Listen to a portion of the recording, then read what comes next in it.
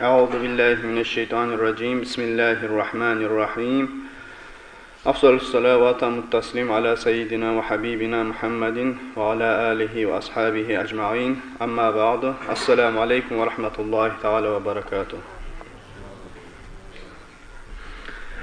أيها arkadaşlarım, sizge kavramasyonan gelip duran Racab ayının hakkında. Racab ay Allah buyursa boğacak 1. yanvarda 31. dekabr bolup toxtacak ulu geçe. Racab ay deb aytilgan ay Ashhurul Hurum aytilgan haram aylarning 4'sünün biridir. Haram aylar hakkında Allahu Teala Kur'an ayetinde aytgan: A'udhu billahi mineşşeytanirracim. İnne iddeteş şuhuri indallahi 12 şehran fi kitabillah. Minha arba'atul hurum. Zalike'd dinul qayyim. Fala tuzlamu fihinne anfusakum. Manası, Allah aylarning sanavi 12 bardir deb Alloh taolo aytdi o'zining kitobida Lavhul Mahfuzda ko'klarni yerlarni yaratgan kundan belli. Olarni 4'sumsa 4 ay haram aylar deb yozilgandir. Shu dinimizda tuz gerti dindir va siz shu aylarning ichida o'zingizga nafslaringizga zulm etmagingiz deb Alloh taolo o'zining Qur'on oyatida aytadi. Haram aylar deb nega qo'yilgan deb so'rasangiz, haram aylar deb aytilgan o'zining ichida davvar yurma yaramagan sayli, yurilib turan davvarni to'xtatmaga kerak bo'lgan. Oldingi zaman shu hurmat etib shu 4 ta ayga даже atasini o'ltirgan yoki qardoshini o'ltirgan odamni izlab aylana bo'lgan bo'lsa-da, shu aylarning ichida yo'qolgan bo'lsa-da, shu qisos olmaga ixtiyori bo'lmagan. Shunchaqda shulay hurmat etme gerek bo'lgan shu aylarga. Va shu aylarning ichida da'da etgan gunohlardan necha keringga artib yoziladir.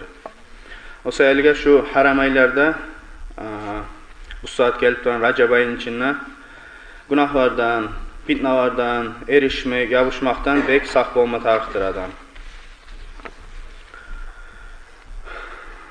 Shu 4 ta ayning 3'sünün birisi bir çegelerdir. O var Zulqa'da hacga barilen ayını aldığındaki ayı, Zulhicce hac kılınan ay ve ondan sonra gelen Muharram ay. Yangi yılının 1. ayı. Ama Racab ayımsa Mudar deb aytilgan Peygamberden gelip ayrıca gelen sayılıga Mudar deb aytilgan. Bu Racab ay Şaban ay ve Ramazan ayga qo'shilib qoladi. Bular 3'suna da Zuhab aylar deb at qo'yilgandir. Nega tug'ilda ko'p etgan ishlar, roza tutmak bek savobli aylardir.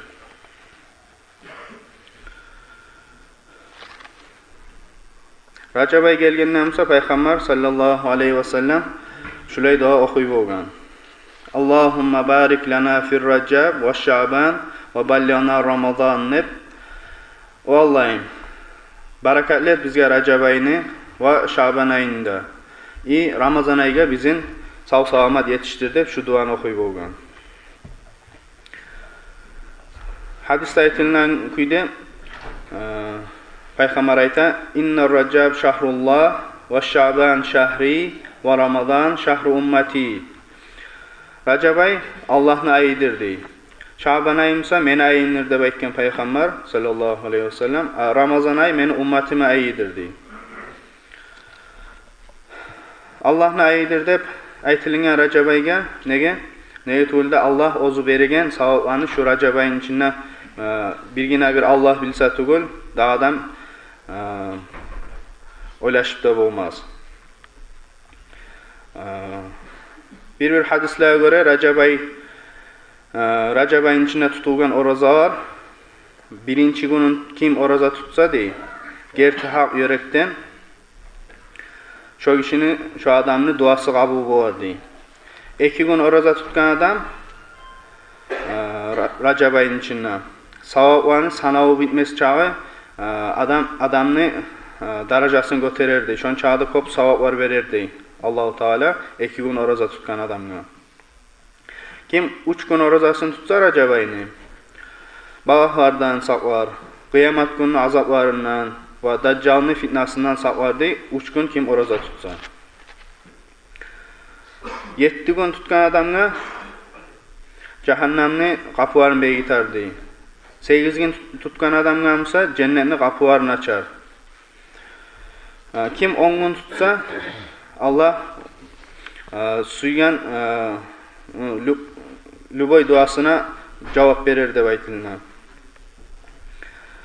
Kim 15 gün orozasını tutsa Allahu Teala şu kişinin günahlarını geçer ve etken yaman amalların yaxşı amallarga aylanırıp yazıp koyar diye.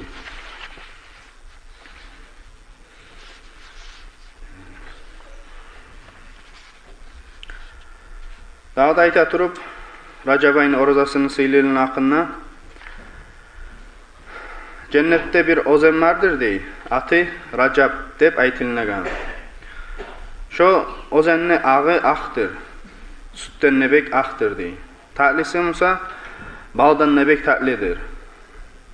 Kim oroza tutsa şu Rajab ayının içinde Allah şu ozenden içiredir deb gelgen hadiste.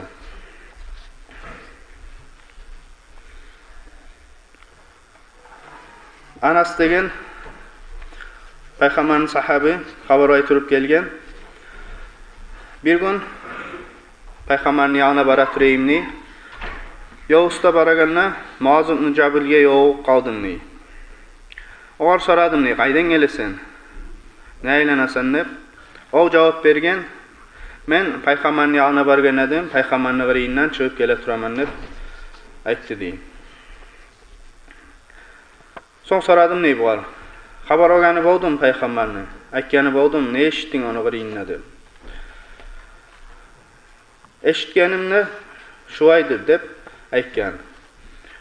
Kim aytsa la ilahe illallah deb gerti haq yürekten şu kişi cennetke girerdi. Ve kim Rajab ayının orozasını tutsa de bir Allah için haq gerti yürekten şu adam da cennetke girer deb şulay söz kalime eşittim Peygamberden deb bildirgen bu Anas'a.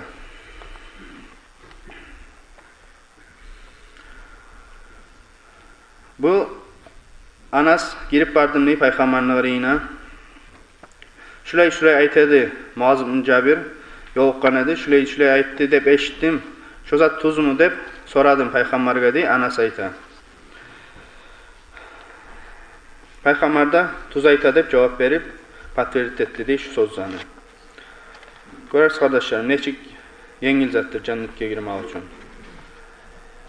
Kim haq yürekten gerti kuyda la ilahe illallah deb aytsa ve Rajab ayını orozasında tutsa bir Allah için.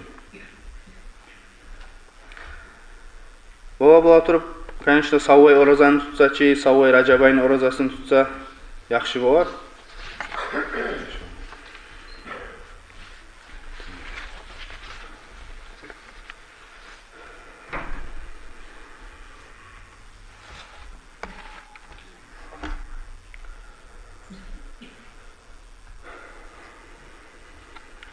Alda aytilgan nayimik ulu geçe boğacak kardeşlerim 31 dekabrda. Ulu geçe kaburga barıp utulup kalsak arı boğar. Ölgen ata-ana biz barımsa kardeş-kurdaşga dualar etip, zikruar etip, Kur'an ayetleri okup, yassiller okup, tabuşturup kaytsak arı boğar. 1 yanvarda da sırada gele bu. Rajab ayını orozasını tutma başlasak da bek uğu savaplar qarabı bolgan. Şu hali Rajab ayını başida bayağı yılını başına gelip de qala. Şoğru göre de hali adamlarda oңalып görünadır şu billeri. Novigot degen praznikka oңalla kobus adam. Şu kardeşlerim bu saatki состояниеga qaraganna dünyanı Palestinada bolup turan gamalar, başka yerlerde gamalara qaranına şu bir bek kıyışmaz. Bu saat qaraganna şoğan adamları bek buzuq bağışınyada. Bugün aşama barımsa aşı tanıvaga yok. Şu bugünge bir günge aşama aşı yok var da var. Şoğar göre biz arı ettirip stovarda kurup, haray huray etip, praznik anı ot gire bizde baylansak, Allah-u Teala bizden geçip bitmez.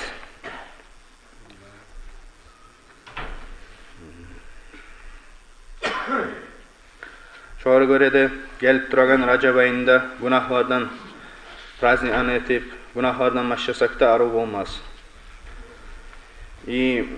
Uste ona şu atiltagan zıçakka var bolup, salo anı şoğarda bek zulmete geçe yuqaygan adamlar bolsa, u var bolsa, birau yangi yuqadım degenne 12'de başlap gelip wagtyň näme atil tamsa bek arı olmaz şu. Aslında şu netenze er yaşar bolsa tugul, u varda etip bitmez onu. Ata-ana var yaşarygizga arı ettirip, geçeni bir zamanına qayadır dep oylaşa turmay, uyda saklasagiz, şoğaga arı ettirip qarasagiz, biraz kontrol etsegiz arı bolacak.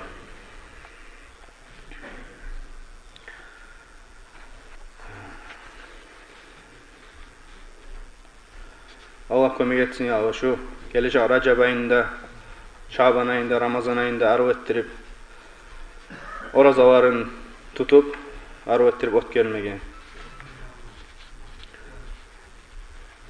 Palestinada bolup turan şu gamalarını da tez bittirsin ya Allah.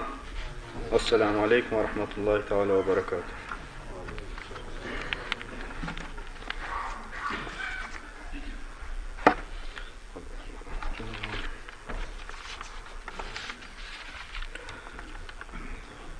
Janaza var.